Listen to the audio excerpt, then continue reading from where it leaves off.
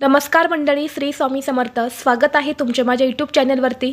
आजचा दिवस तुम्हाला खूप छान सुखाचा आनंदाचा जाऊ हीच मी स्वामींच्या चरणी प्रार्थना करते आणि आज या नवीन व्हिडिओला सुरुवात करते.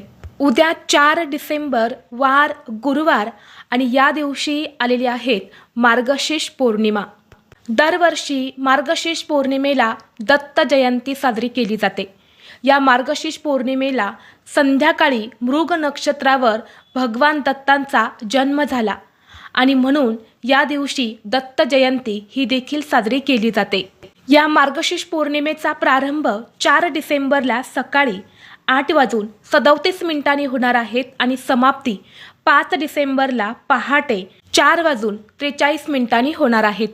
आणि म्हणून उदय तिथीनुसार मार्गशीर्ष पौर्णिमा दत्त जयंती ही 4 डिसेंबरला उद्या गुरुवारी साजरी केली जाणार आहे. यावर्षी 2025 मध्ये जी दत्त जयंती आलेली आहे तर या दत्त जयंतीला अतिशय दुर्मिळ योगायोग जो आहे तर तो निर्माण झालेला आहे. दरवर्षी हा योग निर्माण होत नाही, कधीतरी हा दुर्मिळ योग जो आहे तर तो निर्माण होतो. कारण गुरुवार हा दत्त गुरूंना समर्पित असणारा दिवस आहे आणि याच दिवशी ही दत्त जयंती देखील आलेली आहे. तसेच हा मार्गशीर्ष महिन्यातील दुसरा गुरुवार आहे आणि मार्गशीर्ष पौर्णिमेला अन्नपूर्णा जयंती देखील साजरी केली जाते. आणि म्हणून अनेक धार्मिक दृष्टिकोनातून ही दत्त जयंती खूप विशेष आणि महत्त्वाची मानली जाते. अनेक शुभ संयोग एकत्र येत असल्याने या दिवशी सर्वार्थ सिद्धी योग आणि राजयोग हा देखील निर्माण होत आहे. आणि हे योग आपल्या आयुष्यामध्ये धनलाभ होण्यासाठी खूप शुभ आणि महत्त्वाचे मानले जाते. या दत्त जयंतीच्या दिवशी व्रत करून भगवान दत्तांची पूजा केली जाते. भगवान दत्तात्रय हे ब्रह्मा, विष्णू आणि महेश या त्रिमूर्तींचे संयुक्त स्वरूप मानले जाते.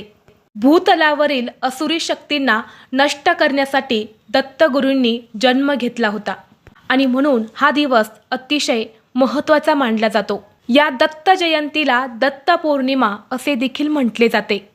या दत्त जयंतीच्या दिवशी दत्त तत्व हे पृथ्वी तलावरती 1000 पटीने जास्त प्रमाणामध्ये जागृत असते आणि म्हणून या दिवशी दत्तांचा आशीर्वाद प्राप्त करून घेण्याचा हा एकमेव दिवस मानला जातो. दत्त जयंती हे दत्तगुरूंचे पाठबळ प्राप्त करून घेण्याचा सर्वोत्तम दिवस असतो. आपल्या आयुष्यामध्ये गुरूंचे स्थान हे देवांपेक्षाही वरचे आहेत. ज्या व्यक्तीवर गुरूंचा आशीर्वाद असतो त्या व्यक्तीला प्रत्येक अडचणीला सामोरे जाण्याची एक शक्ती मिळत असते. आणि म्हणून दत्त जयंतीला गुरूंचं पाठबळ प्राप्त करून घेण्यासाठी काही प्रभावी उपाय आणि सेवा सुद्धा केल्या जातात. आज व्हिडिओमध्ये मी तुम्हाला एक अतिशय प्रभावी असा उपाय सांगणार आहेत. उद्या गुरुवार दत्त जयंतीला तुम्ही एक वेळ उपाशी राहिलेत तरीही चालेल, पण गाईला खाऊ घाला ही एक वस्तू. ही वस्तू गाईला खाऊ घातल्याने सर्व अडचणीतून मार्ग मिळेल. 7 पिढ्यांचं दारिद्र्य 24 तासात नष्ट होऊन दत्तगुरूंच्या कृपेने तुमच्या मनातील कितीही कठीणातील कठीण इच्छा ही पूर्ण होईल. जीवनातील सर्व संकट अडचणी दूर होतील. तर अशी कोणती वस्तू आहेत जी तुम्हाला गाईला खाऊ घालायची आहेत, कोणत्या वेळेत हा उपाय करायचा आहे याबद्दलची संपूर्ण माहिती आज या व्हिडिओमध्ये मी तुमच्यासोबत शेअर करणार आहे. त्यामुळे तुम्ही हा व्हिडिओ स्किप न करता शेवटपर्यंत नक्की पहा. चॅनलवरती नवीन असाल तर सबस्क्राईब करा आणि असेच माहितीपूर्व नवनवीन व्हिडिओ पाहण्यासाठी बेल आयकॉनलाही प्रेस करा. आणि कमेंट बॉक्समध्ये श्री गुरुदेव दत्त नक्की लिहा, जेणेकरून दत्तगुरूंचा आशीर्वाद हा तुम्हाला आणि तुमच्या कुटुंबाला भरभरून प्राप्त होईल. आज या व्हिडिओमध्ये मी तुम्हाला जो उपाय सांगणार आहे तर हा उपाय आपल्याला उद्या गुरुवारी दत्त जयंतीच्या दिवशी करायचा आहे. अगदी सकाळपासून ते संध्याकाळपर्यंत जेव्हा केव्हा तुम्हाला शक्य होईल तेव्हा फक्त ही एक वस्तू जी आहे तर ती तुम्हाला गाईला खाऊ घालायची आहे. या दत्त जयंतीला तुम्ही व्रत नाही केले, पूजा नाही केली, काहीच नाही केले तरीही चालेल. फक्त ही एक वस्तू तुम्ही जर गाईला खाऊ घातली तर संपूर्ण दत्त जयंतीचं मार्गशीर्ष पौर्णिमेचं जे काही शुभ फळ आहे तर ते तुम्हाला प्राप्त होईल. कारण पहा, या दिवशी जेवढे महत्त्व दत्तगुरूंच्या सेवेला पूजेला दिले जाते तितकेच महत्त्व गायीची पूजा करायला सुद्धा दिले जाते. कारण दत्तगुरूंच्या 24 गुरूंपैकी एक म्हणून गायीचा उल्लेख केला जातो.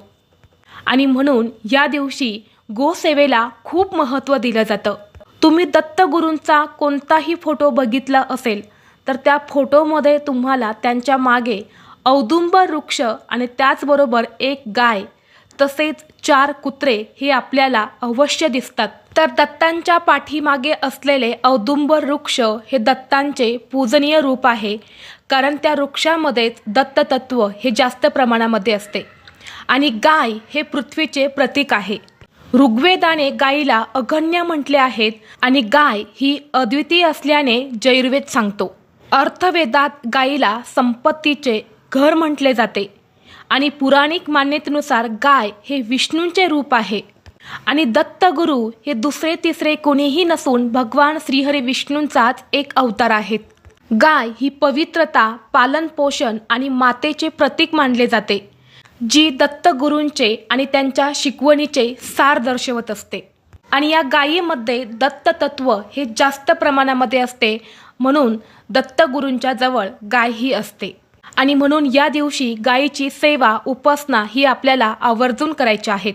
ज्योतिषशास्त्रानुसार गायीमध्ये 33 कोटी देवी देवता वास करतात.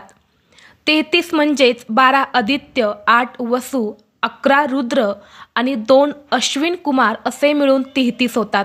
आणि आपल्या हिंदू धर्मात गायीचं खूप मोठं महत्त्व आहे. सर्व देवी देवतांपेक्षाही गायीला मोठा दर्जा दिला जातो.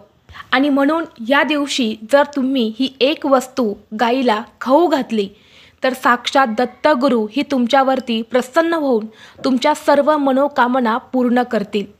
जर तुमच्या मनामध्ये काही इच्छा असेल आणि प्रयत्न करूनही तुमची इच्छा पूर्ण होत नसेल तर अवश्य तुम्हाला हा उपाय जो आहे तर तो करायचा आहे. हा उपाय केल्याने कितीही कठीणातील कठीण इच्छा ही पूर्ण होते.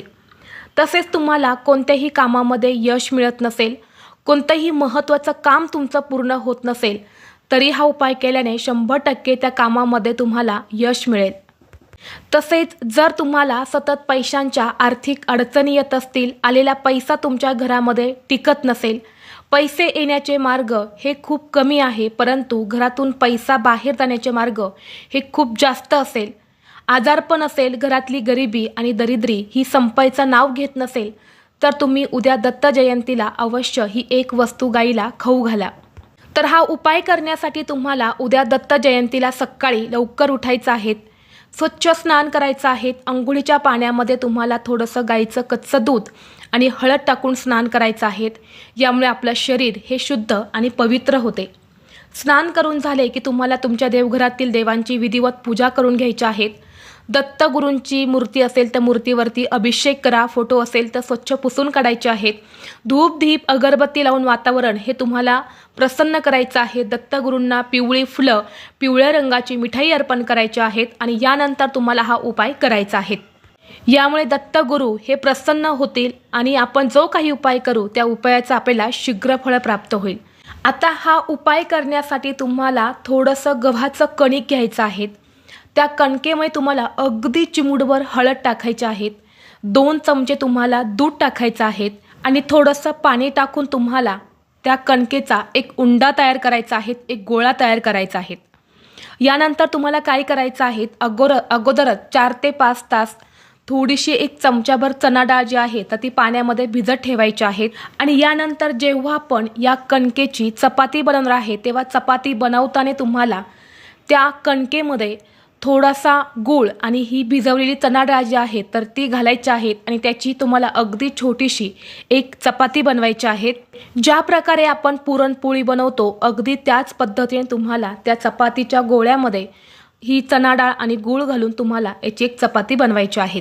आणि ही चपाती आपल्याला थोडंसं तूप लावून व्यवस्थित भाजून घ्यायची आहेत. आणि यानंतर एका ताटामध्ये तुम्हाला ही चपाती जी आहे तर ती काढून घ्यायची आहेत आणि त्या चपातीवरती तुम्हाला 2 केळी ठेवायची आहेत. जी पिकलेली पिवळ्या रंगाची केळी असते तर ती 2 केळी तुम्हाला त्या चपातीवरती ठेवायची आहेत. यानंतर तुम्हाला एक तांब्या भरून पाणी घ्यायचं आहे. त्या कलशामध्ये तुम्हाला थोडंसं हळदी कुंकू, अखंड अक्षरसुद्धा तुम्हाला टाकायचे आहेत. एक गाईच्या तुपाचा दिवा तुम्हाला प्रज्वलित करून घ्यायचा आहे. हळद कुंकू घ्यायचं आहे. या सर्व वस्तू तुम्हाला एका ताटामध्ये घ्यायच्या आहेत. आणि यानंतर तुम्हाला सर्वप्रथम तुमच्या देवघरामध्ये जायचं आहे. देवघरामध्ये आपल्याला जिथे गाय वासराची मूर्ती आहे तर त्या मूर्तीला हळद कुंकू लावायचं आहेत. या दिव्याने तुम्हाला वळवून घ्यायचं आहेत आणि काही वेळासाठी हा नैवेद्य म्हणजे हे ताट तुम्हाला तुमच्या देवघरासमोरच ठेवायचं आहे. देवघरामध्ये दत्तगुरूंना सुद्धा तुम्हाला हळदी कुंकू अक्षता ज्या आहेत तर त्या अर्पण करायच्या आहेत. या दिव्याने तुम्हाला ववाळून घ्यायचं आहेत. दत्तगुरूंचा फोटो नसेल तर स्वामींच्या फोटोला तुम्हाला ववाळून घ्यायचं आहेत आणि 5 मिनिटासाठी हे ताट तिथेच आपल्या देवघरासमोर ठेवायचं आहे. 5 मिनिटानंतर ते ताट तिथून तुम्हाला उचलायचं आहे आणि सरळ गायीपाशी घेऊन जायचं आहे. गाय तुमची घरची असेल किंवा तुमच्या शेजारच्यांच्या घरी गाय असेल किंवा तुमच्या घरावर बाहेरच्या गायी येत असतील तर कोणत्याही गायीला तुम्ही ही वस्तू जी आहे तर ती खाऊ घालू शकता.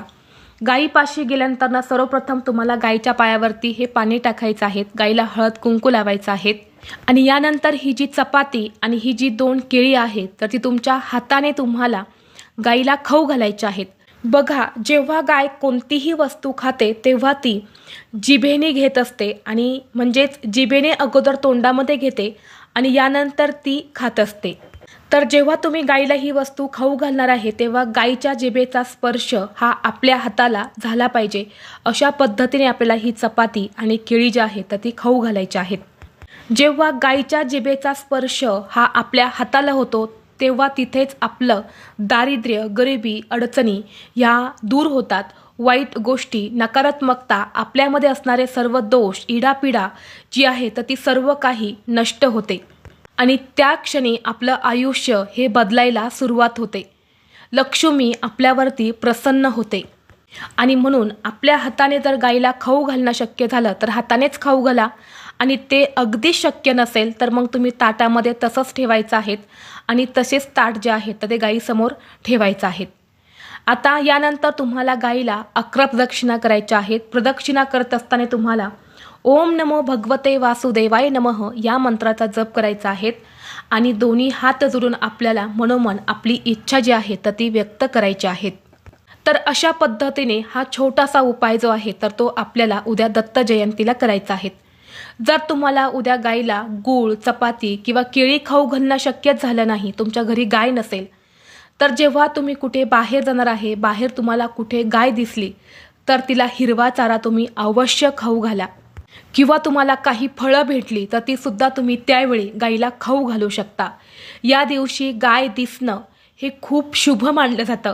दत्त जयंतीला जर आपल्याला गाय दिसली तर साक्षात लक्ष्मी आपल्यावरती प्रसन्न होणार आहे आणि दत्तगुरूंचा आशीर्वाद हा आपल्यावरती आहे. हा एक शुभ संकेत आपल्यासाठी असतो आणि म्हणून या दिवशी तुम्ही जे काही गायीला खाऊ घालणार आहे त्याचा आपल्याला अनंत पटीने फळ जे आहे तर ते प्राप्त होते आणि म्हणून उद्या प्रत्येकाने हा उपाय जो आहे तर तो आवर्जून करायचा आहे. तसेच तुमच्या घराजवळ एखादी गोशाळा असेल तर तिथे जाऊन सुद्धा तुम्ही दान करू शकता, चारा दान करू शकता किंवा पाणी देखील तुम्ही या दिवशी गोशाळेमध्ये दान करू शकता. या दिवशी दानाला खूप जास्त महत्त्व आहे आणि म्हणून आपल्याला या दिवशी होईल तेवढी गोसेवा जी आहे तर ती आवर्जून करायची आहे. या दिवशी चुकूनही गायीला हुसकावून लावू नका किंवा गायीवरती काठी तुम्ही उगारू नका, गायीला मारू नका. जर या दिवशी तुम्ही या चुका जर केल्या ना याचे तुम्हाला अनेक वाईट परिणाम जे आहे ना ते भोगावे लागतील. आणि जर तुमच्या घरावर या दिवशी गाय आली तर अवश्य तिला तुम्हाला चपाती किंवा काही तुमच्या घरामध्ये खाण्याच्या वस्तू असतील तर त्या तुम्हाला आवर्जून तिला खाऊ घालायच्या आहेत. जर हा उपाय जर आपण दत्त जयंतीला केला तर सर्व अडचणीतून आपल्याला मार्ग मिळतो आणि आपल्या घरातील असणारं दारिद्र्य हे देखील दूर होऊन आपल्या सर्व इच्छा मनोकामना ज्या आहे तर त्या पूर्ण होतात. तसेच या दिवशी जितकं महत्त्व गायीला आहे तितकंच महत्त्व कुत्र्यांना सुद्धा आहे. या दिवशी कुत्र्याला देखील तुम्हाला चपाती जी आहे तर ती खाऊ घालायची आहेत. चपाती खाऊ घालणं शक्य नसेल तर तुम्ही एखादा बिस्किटचा पुडा देखील कुत्र्याला खाऊ घालू शकता. दूध आणि ब्रेडसुद्धा तुम्ही खाऊ घातले तरीसुद्धा चालणार आहेत. परंतु कुत्र्याला देखील या दिवशी आपल्याला काही ना काही जे आहे तर ते आवर्जून खाऊ घालायचं आहेत. कारण जितकं महत्त्व गायीला आहे तितकंच महत्त्व कुत्र्यांना सुद्धा आहे. कारण कुत्रा आणि गाय हे दत्तगुरूंचे वाहन मानले जाते. यासोबतच आपल्याला या दिवशी व्रतसुद्धा करायचं आहे. घरातील एक तरी व्यक्तीने या दिवशी व्रत आवर्जून करा. या दिवशी व्रताचं खूप जास्त महत्त्व आहे. दिवसभर व्रत करून संध्याकाळी तुम्हाला दत्तगुरूंची पूजा करून हे व्रत जे आहे तर ते सोडायचं आहे आणि या व्रतामध्ये तुम्ही उपवासाचे पदार्थ जे आहेत तर ते खाऊ शकतात. तर ही अत्यंत महत्त्वाची माहिती मला तुमच्यापर्यंत शेअर करायची होती. व्हिडिओ तुम्हाला आवडला तर लाईक करा, चॅनलवरती नवीन असाल तर सबस्क्राईब करा आणि हा व्हिडिओ आपल्या मित्रपरिवारासोबत जास्तीत जास्त शेअर करा. चला तर मग भेटू असंच पुढल्या एका नवीन व्हिडिओमध्ये. तोपर्यंत सर्वांना श्री स्वामी समर्थ.